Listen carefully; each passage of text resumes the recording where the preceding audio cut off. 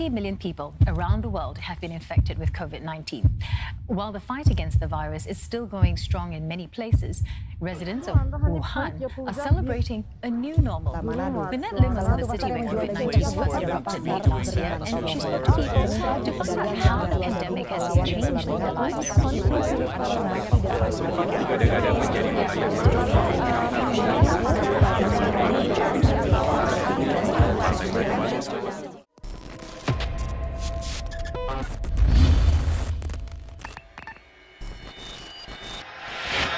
Walah, virusnya masih di Cina, nggak mungkin lah ke Indonesia. Dua warga Indonesia yang positif terinfeksi virus corona disebut telah melakukan kontak dengan warga negara Jepang. Dan warga Jepang ini kini tengah menjalani proses karantina di Malaysia. Berikut ini adalah timeline perjalanan bagaimana warga Jepang dan juga dua warga negara Indonesia positif corona ini kemudian bertemu hingga akhirnya tertular virus corona. Kita akan lihat bersama. Ternyata virus corona juga masuk ke Indonesia. Tingkat penyebarannya juga tinggi. Akibatnya, kami harus menjalani karantina di rumah masing-masing dan tidak bisa melakukan aktivitas seperti biasa. Kira-kira apa ya yang membuat kita bersyukur dengan adanya pandemi ini? Masih ada dampak-dampak positif dari pandemi ini. Yang pertama, kita bisa menjadi orang yang lebih produktif karena semua pekerjaan kita selesaikan di rumah aja. Yang kedua, kita bisa memiliki waktu yang lebih banyak dengan keluarga kita. Dan yang ketiga, lingkungan kita bisa menjadi lingkungan yang lebih segar dan lebih sehat karena tentu saja tingkat polusi kendaraan ikut menurun. COVID-19 ini banyak sekali memberikan dampak negatif untuk kehidupan kita. Contohnya yang pertama, adanya keterbatasan untuk akses sekolah tatap muka. Yang kedua, turunnya perekonomian masyarakat. Yang ketiga, keterbatasan untuk akses dan fasilitas umum. Yang keempat, kurangnya sosialisasi pada anak-anak. Dan yang terakhir, sulitnya untuk berpergian dari luar rumah. Gara-gara pandemi ini, aku tidak bisa merasakan keseriusan kuliah offline di FKM UNER. Gara-gara pandemi COVID-19 ini, jadi gak bisa ngerasain pengukuhan mahasiswa baru secara offline. Gara-gara pandemi corona, aku jadi ketemu sama teman-teman secara virtual. Gara-gara pandemi, aku nggak bisa nonton di bioskop. Selain itu, mata rasanya pegel banget karena terlalu sering melihat layar. Saat sedang bersin dan batuk, semua mata akan tertuju pada kalian. Pengen keluar, capek di rumah mulu. Mana gak dapat uang jajan lagi. Aktivitasku saat pandemi ini yaitu sering cuci tangan, apalagi saat ingin berpergian atau pulang dari berpergian.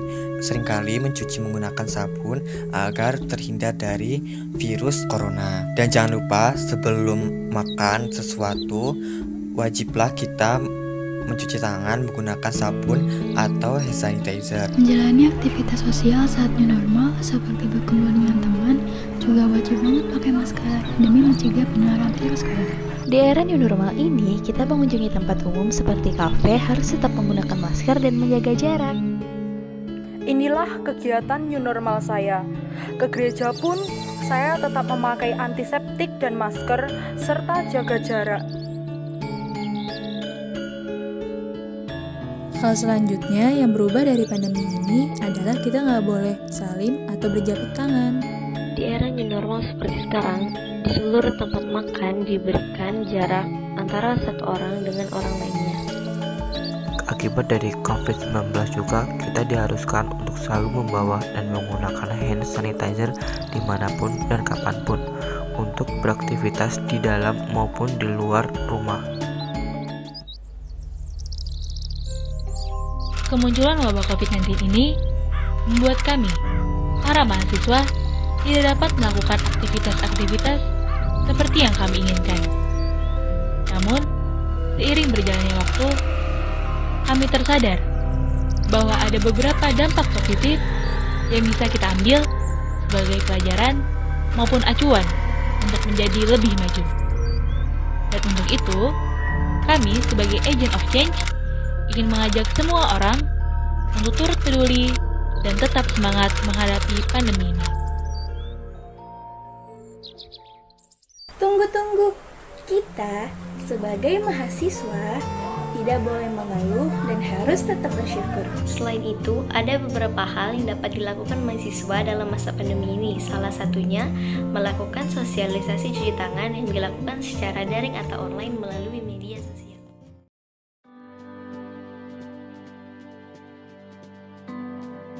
Halo semuanya, jadi hari ini aku mau sosialisasi gimana sih caranya cuci tangannya benar sesuai 7 langkah cuci tangan sesuai dengan Kemenkes. Udah pada siap belum? Ya. Oke. Siap. Jadi daripada aku sendirian doang, kalian juga boleh langsung diikutin ya di rumah masing-masing. Oke, sebelum cuci tangan tentu aja kita harus basahin dulu tangannya dan kasih sabun. Oke. Step yang pertama, ratakan sabun di seluruh telapak tangan secara merata.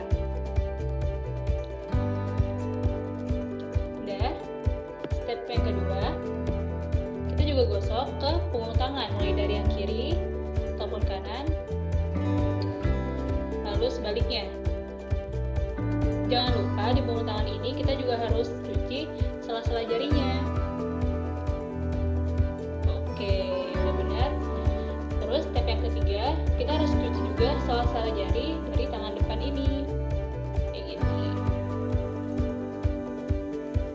Step yang keempat, kita bikin gerakan mengunci kayak paduan suara, terus kita gosok. Oke, step yang kelima, 5 jari, terus kita cuci ibu jari kita dengan gerakan memutar.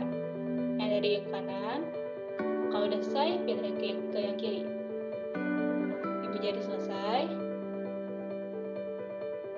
Lalu, gerakan ke-6, unjukkan jari, lalu taruh di atas telapak tangan, lalu putarkan biar pung kita juga bersih dari kotoran.